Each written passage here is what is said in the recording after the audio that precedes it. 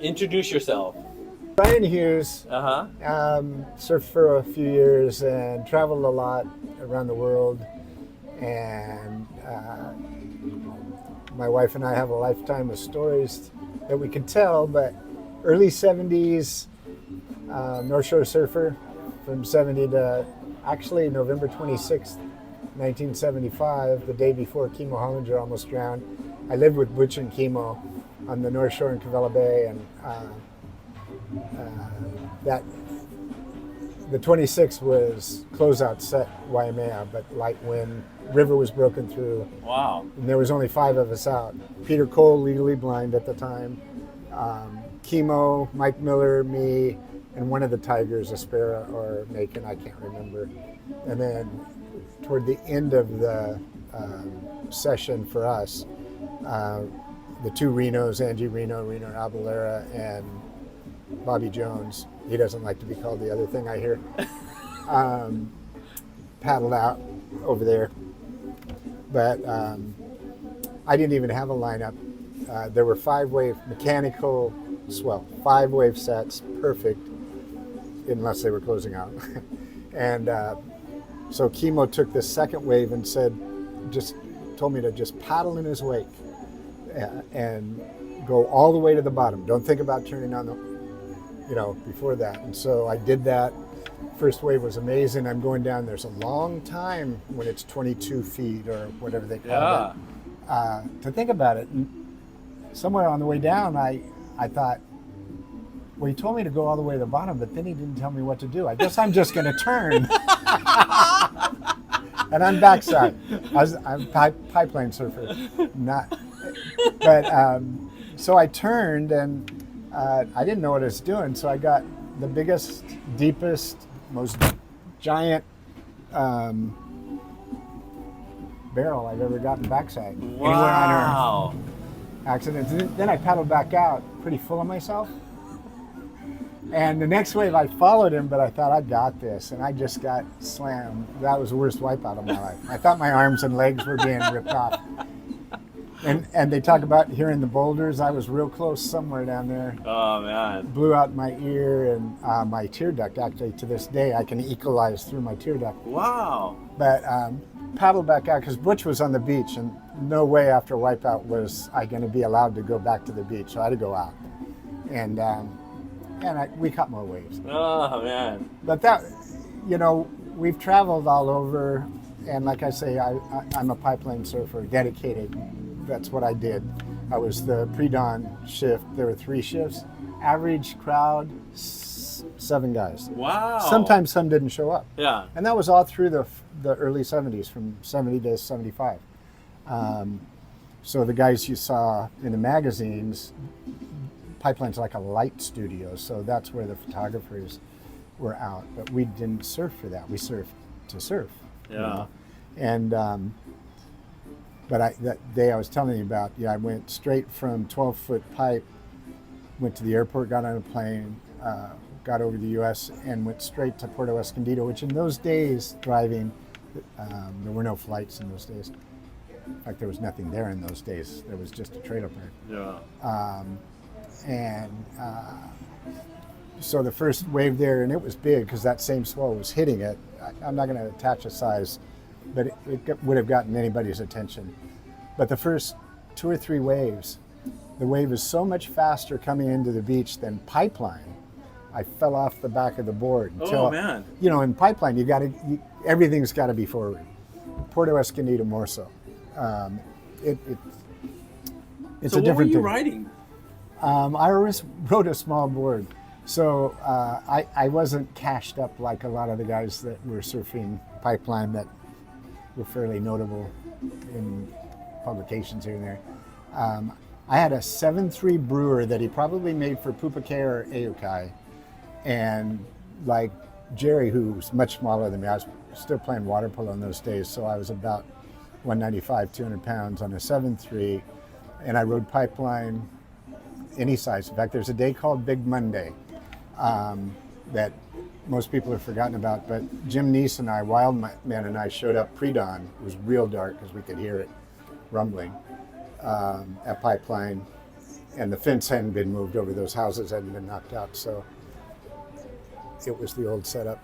And we were leaning against the fence, watching sets come and seeing it was increasing. He said, I'm going to go down and check Waimea. And I said, I'm going to paddle out. So I just, well, listen, this day was amazing. So I paddled out, and I mean, it was a hard paddle out. I was way towards gas chambers by the time I could turn the corner. And I was out there for 4 or 5 hours by myself, crowd on the beach in the end, because nobody could get out. Wow. It came up so quick. And you know, they say second, third reef and third reef pipeline. I'm not even going to put a number on where it was breaking. It was way out. I was on my 7.3. Easy takeoff when it's out there. Oh. It's not like taking off inside. It's, you know, it's an easy takeoff. But then you do a turn or two, and then the first time you do the second or third turn, it catches you by surprise because it's like the original takeoff on the most dangerous day on the inside. And so I had it all to myself. Wow. For a long time because nobody else could paddle out. And I wasn't going in.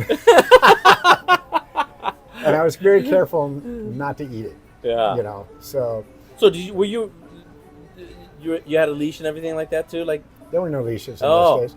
Pipeline. You know, everybody, you know, you can ask Jerry or whoever. In those days, the guys who surfed it a lot pulled in, and everything you see blowing out towards the beach blows through the back of the wave. So you'd pull in, and if you ate it, your board would usually be within an arm's distance. You didn't really want it much closer because you didn't want it tumbling with you.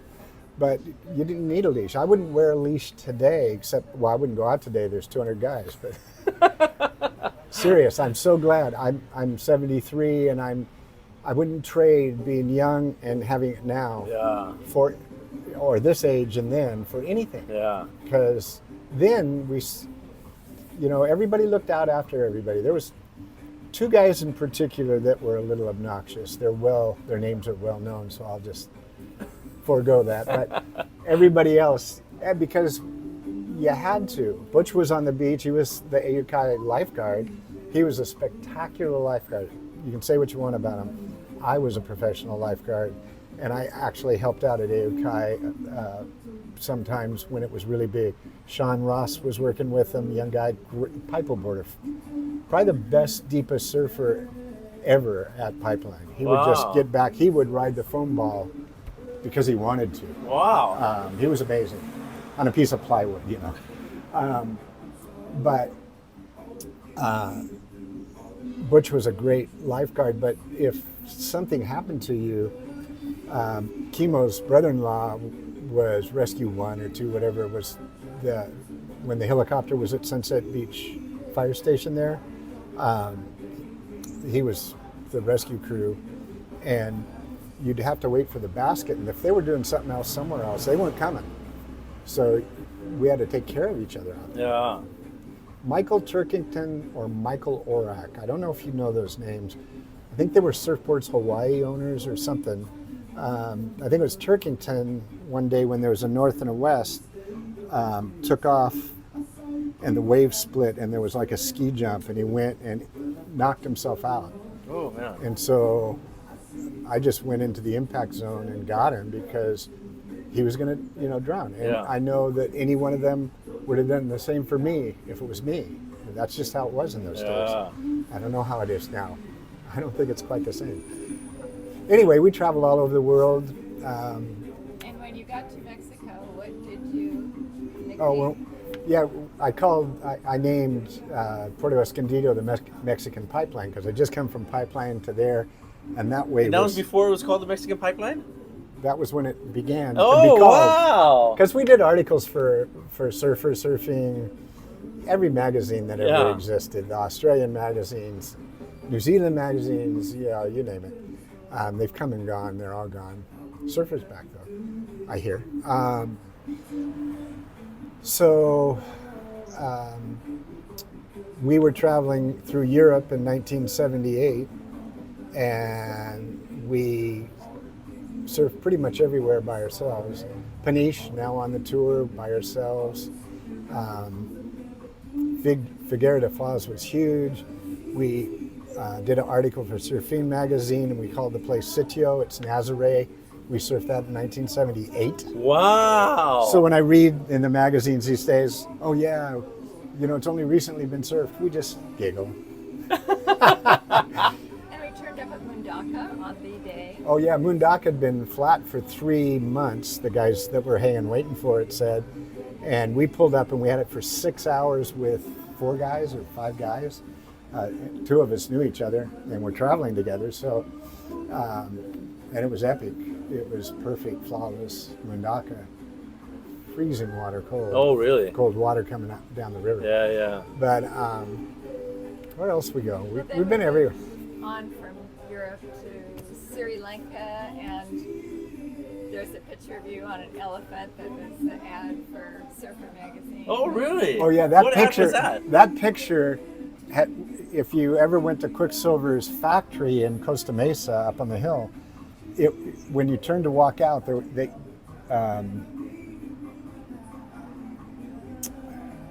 Billboard?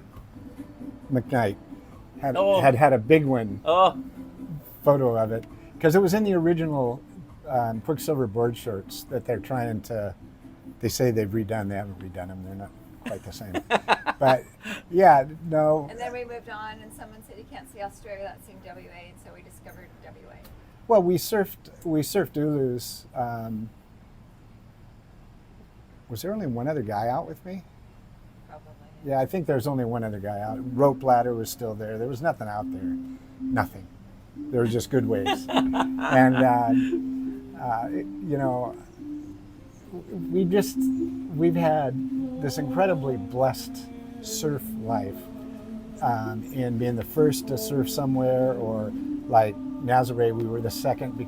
The locals there, and the gendarmes, the police, whatever the Guardia, some had just been killed by Basque separatists recently, and they came and warned us, and thought, well, we're not in that boat. yeah, yeah. We're not rowing in that fight. And but they said they'd only ever seen anybody surf it once before. Wow. Oh, then Tamarindo we had to ourselves. Tamarindo, yeah, Costa Rica is real popular now. We had Tamarindo where there was one little palapa the guy was selling. So when you guys were doing visa. all these trips, you were writing for Surfer magazine and all the other magazines. And Surfer magazine, my friend, before we were married, somebody she swam age group with was my roommate, which is how I met her, because her roommate was his girlfriend. Mm-hmm. And in fact, that day, I say she saved my life. The day I described at Waimea with Kimo and Peter and those guys, the next day is the day Kimo almost died. He never surfed there again. Eddie got him right before he was going to get smashed and killed in the rocks on the other side of the bay. And but when that really best big wave session of my life ended, we got to the beach and I said, Kimo, you got to drive me to the airport. He goes, no, it's going to be so good tomorrow. You can't go. What are you going for? I said, I'm going to go marry that girl. And in typical Hollinger fashion, he goes, does she know that yet? And I said, nope. Yeah, so we've had so many adventures together, all through Baja, mainland Mexico. Did the lettering for Bruce Jones surfboards. So when you'd see Bruce Jones, that was her lettering. Well, she also did Jerry Lopez.